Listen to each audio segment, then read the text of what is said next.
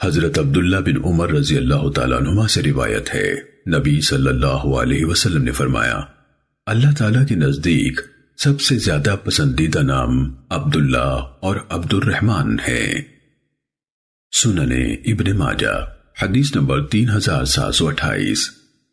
حضرت عمر ابن الخطاب رضی اللہ تعالیٰ عنہ سے روایت ہے، رسول اللہ صلی اللہ علیہ وسلم نے فرمایا، اگر میں زندہ رہا تو انشاءاللہ یہ نام رکھنے سے منع کر دوں گا۔ رباح یعنی نفع، نجیح یعنی کامیاب، افلاح یعنی کامیاب، نافع یعنی فائدہ دینے والا، یسار یعنی آسانی۔ سنن ابن ماجہ حدیث نمبر 3729۔